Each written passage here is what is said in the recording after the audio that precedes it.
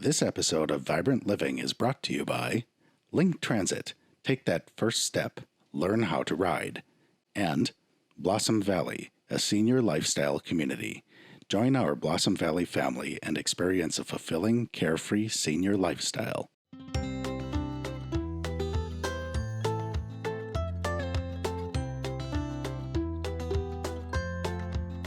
Dave Tosch, Executive Director, Wenatchee Valley Senior Activity Center, and today I'm with Jessica Arroyo, who is with Health Alliance here in Wenatchee. I got to tell you that I've been here almost 8 years, and Health Alliance is in the same boat. I remember I got here in July of 2013, and within a month or so, a lady by the name of Shannon Sims came in and said, "Hi, I'm with Health Alliance," and I had no idea who Health Alliance was. They were new to town and just getting going. And I must say, though, that we have had an excellent working relationship with Health Alliance during this time period. And they've been one of our biggest supporters, helping us in a number of different ways. And we really appreciate that support. And so, Jessica, tell us, our audience, a little bit more about Health Alliance as an organization. Absolutely. So I'll introduce myself. Jessica Arroyo with Health Alliance Northwest. I am the Community and Broker Liaison. I have been with Health Alliance since 2014. So I came in about a year later, and I think we met in 2016. Yep. As Shannon transitioned out, I came in, and it's been really great to know you and work with the Senior Center in the past years. As you mentioned, Health Alliance partnered up with Confluence Health back in 2013, and we really wanted to bring that Medicare Advantage option to all of our communities, which include Chelan, Douglas, Grant, and Okanogan County. Health Alliance is a Medicare Advantage plan for anyone that is Medicare eligible. So we just really wanted to be a resource. Okay. And I know that there's a lot of local brokers and agents here in the community. You want to talk a little bit about how someone would access Health Alliance in that way? Absolutely. So we do work with very many brokers in our areas in all of the 4 counties. So how it would work is we would go over the health care options that we offer, and if they really want to explore something else, or just to see what they can find, we would absolutely refer out to our contracted brokers. Mm-hmm. And so I remember doing a golf tournament. I think it was that first fall maybe that you were here in town, and I got to meet several different people that were connected with Health Alliance. Mm-hmm. And I've always kind of wondered, you mentioned that you do work with Confluence Health. And can you tell us a little bit more about how that relationship works and how that came about? It really came about because what was happening, there were very many Medicare Advantage plans that would come in and go out of the service area very often. And so what was happening is there wasn't very many plans, especially up in Okanogan County, where Confluence is located, and there wasn't a healthcare option. So Health Alliance, Confluence Health, learned about Health Alliance from Illinois. And so they had a model that Confluence was very interested with the provider and insurance being in partnership together. And so they were really interested, and that's kind of how it came about, that we were invited in and to serve North Central Washington. Mm-hmm. So it sounds like it was Confluence that took the initiative to go out and find what they thought was the best organization to fit the needs of our community, which is pretty neat. I mean, the way that came about. But you mentioned you do cover 4 counties. Yes. And when you're covering those 4 counties, is that also fitting within Confluence Health coverage of those areas? Or yes, so the 4 counties is where Confluence is located. So if you see someone up in Oroville or someone in Royal City, Health Alliance would follow you. But of course, we are so grateful for all of our other local providers in each town. So that was the main focus. Yes, Confluence Health, we are in partnership with them, and super grateful. But we also have those doctors that you know and trust, Columbia Valley Community Health or Cascade Medical, Samaritan and Moses Lake. I mean, that was really the focus of bringing this plan here. Okay, all right. Well, that helps.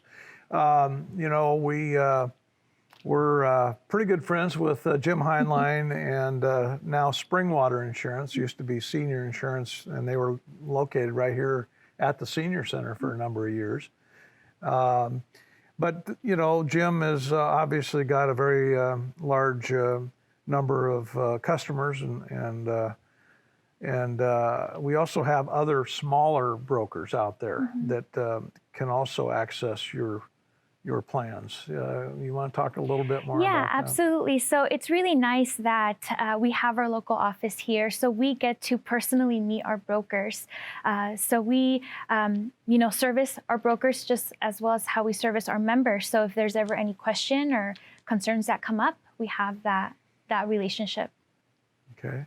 Can you talk about any unique advantages that are offered by Health Alliance that a customer may not find elsewhere? Yeah, absolutely. So we're really strong focused on the care coordination and case management. And what that means is you'll have a nurse that can help you navigate through very, could be difficult situations, especially if you have a chronic illness that comes up or something you just weren't expecting, and they can definitely have that same language as your provider and kind of explain that to you. We're really lucky at Confluence Health that we have our team of case managers, and they really help our members understand their benefits and what they can get out of it. So if you were just released out of an inpatient, what are your benefits and what can you receive with that? And like I said, manage their prescriptions. You know, does this work well together? So it is really that person backing you up with all of your needs.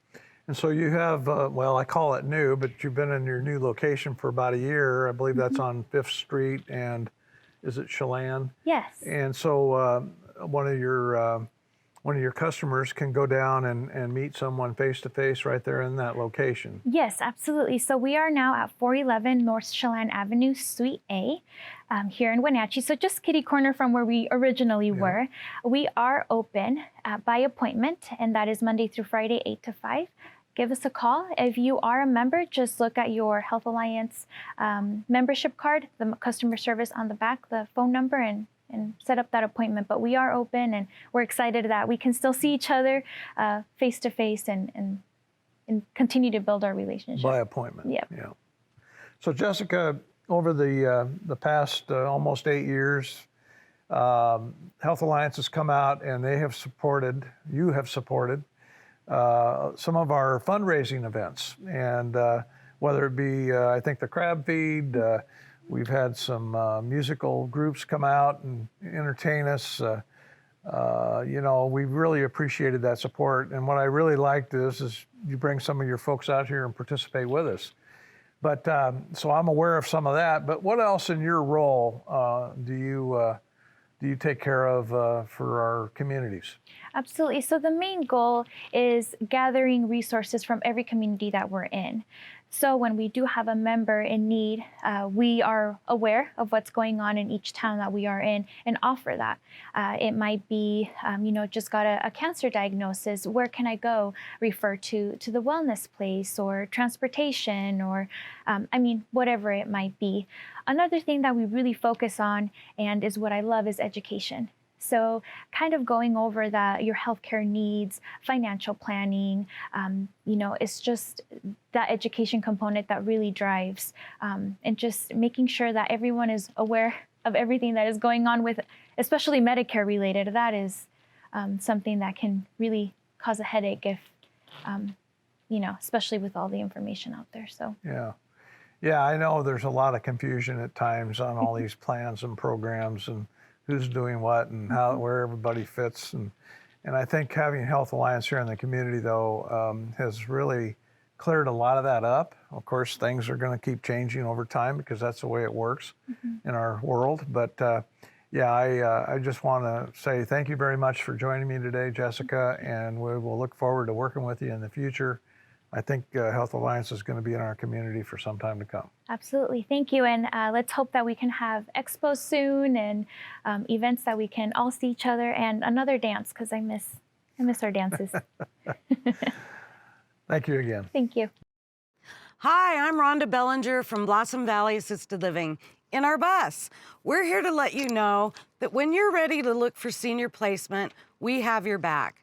Blossom Valley puts their care and services above all else, helping our residents to maintain their independence while offering a full range of care services is a topmost priority. We work well with outside agencies to ensure that our residents can get all the care and amenities that they need while they are with us. From outside doctor visits to salon services and foot care, we work with other professionals in the Valley to ensure our residents feel well cared for and have their needs met.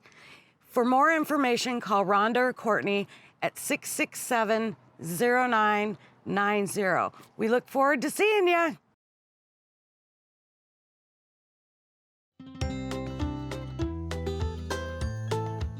Dave Tosch, Executive Director, Wenatchee Valley Senior Activity Center.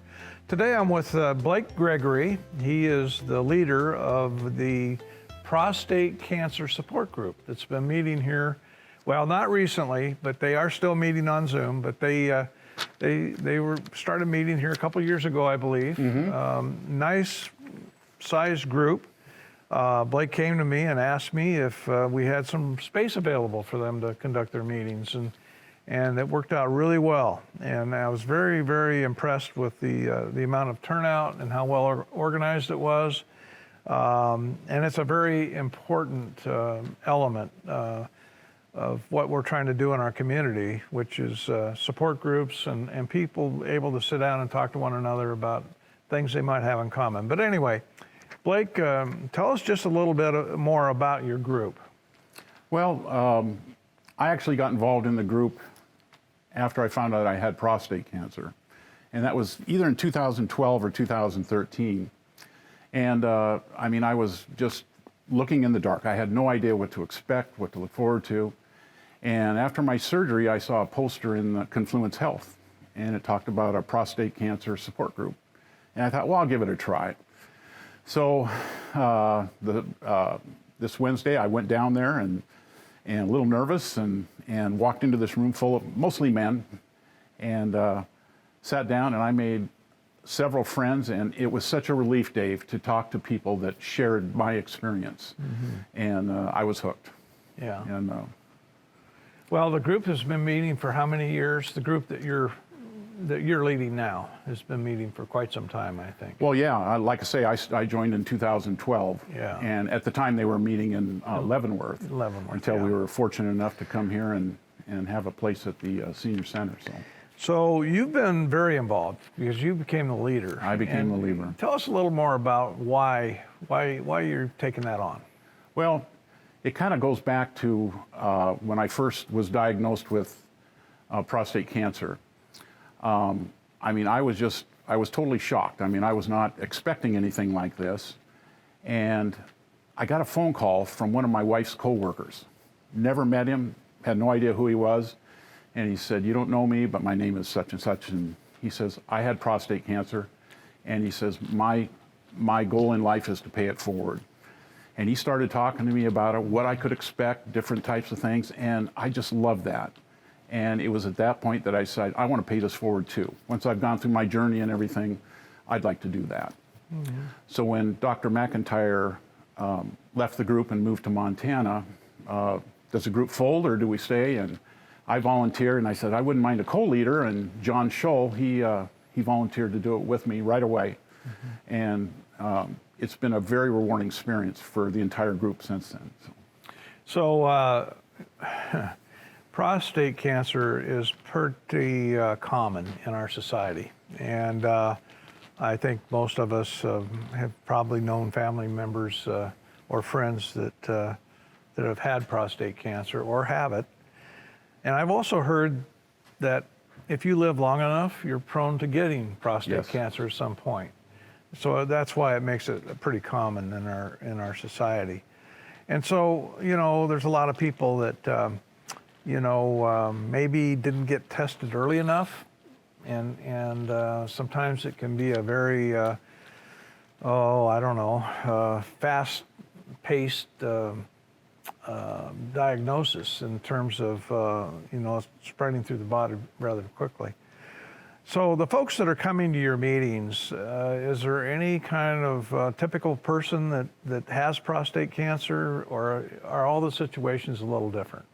Well, that's probably what's made it the most interesting, is everybody has a different story. Mm-hmm. I don't know if you're familiar with PSA or whatever, but that's how they caught mine. Mine was, if I would have went to the doctor and had my blood drawn and they would have looked at my PSA, it was entirely in the normal range.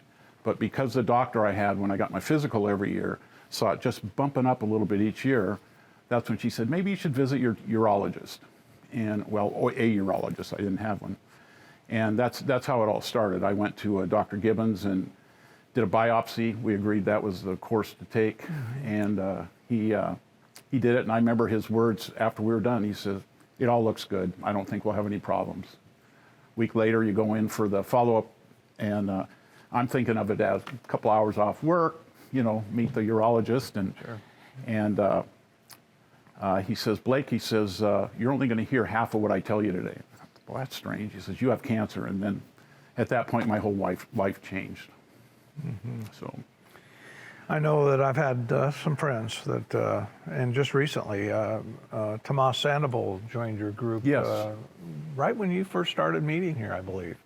And he had an interesting story, and I spent a lot of time talking to Tomas, and he was admitted into a research study, as I recall, over in the Seattle area, and it was just really interesting to listen to his story. And so you're right. I guess every story is a little different, and that's why the support group is probably really important to people, so that they know that they're not, in a situation that somebody else hasn't already been through, and being able to sit down and chat about it all, I imagine, is really important to people. I think the thing that I was impressed about the most with your group was it was almost like a coffee clutch group, where you came in, you had your coffee and maybe some donuts and things, yep. But it was well attended every time you met. People seemed to be very devoted to it.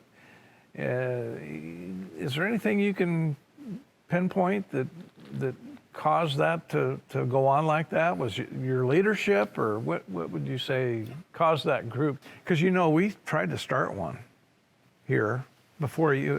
Dr. Carl Kobeck, who was the head of the wellness place, he was the chair, and he came to me and said, I think we need a men's prostate support group, and he kind of helped us get it started.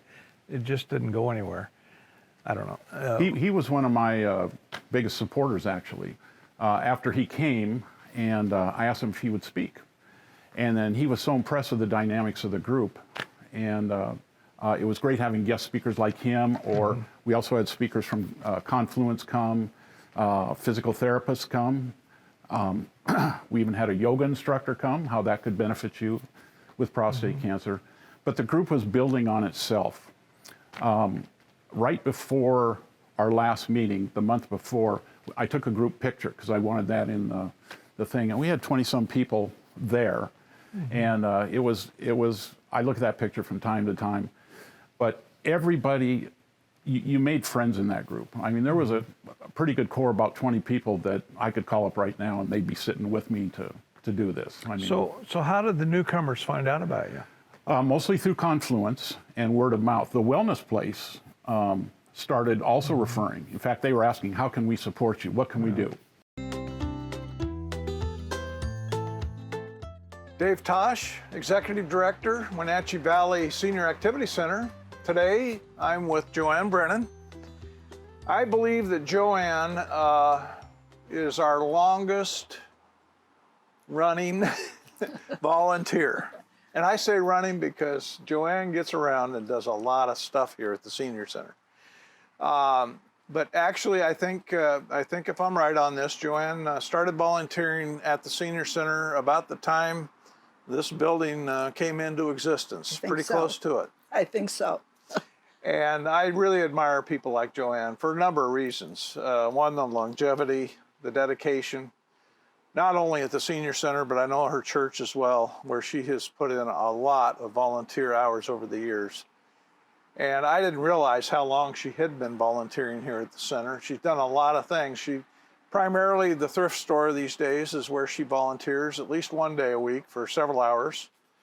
But I know over the years she's helped at the front desk, which is a really important position, trying to keep all of the stories straight that we have to answer questions for.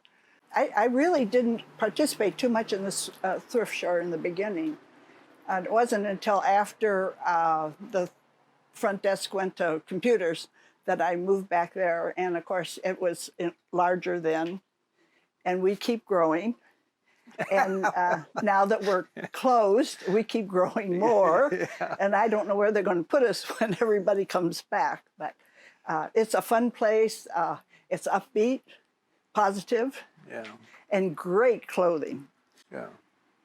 Well, I've been able to take advantage of some of that great clothing myself, so I can attest to that. Yeah, I told you the other day I felt like secondhand Rose because all my clothes come from there now.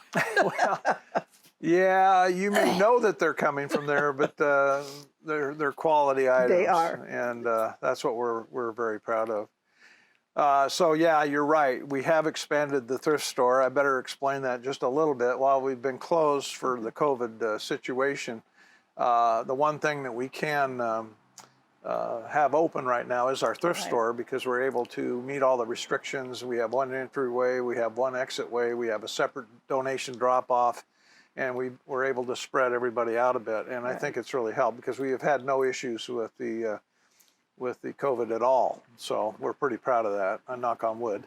and the days seem to be great. I mean, as far as sales go, and yet it never seems crowded. So I think that's good.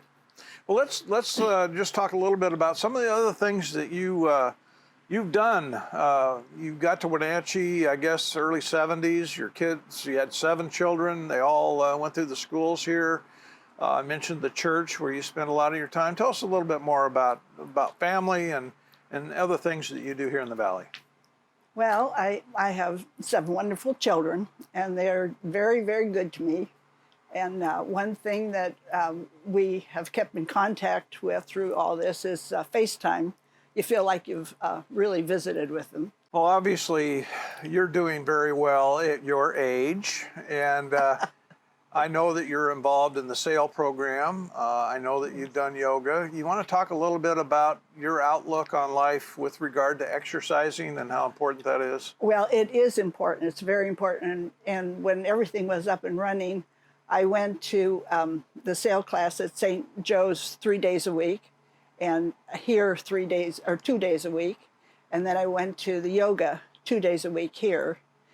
And I noticed the other day I went out and walked that I haven't, in the beginning I was really good about exercising at home, but I kind of made excuses and I haven't been doing it as well.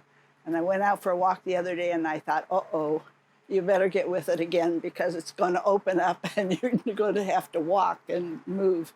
So yes, the exercise programs are wonderful.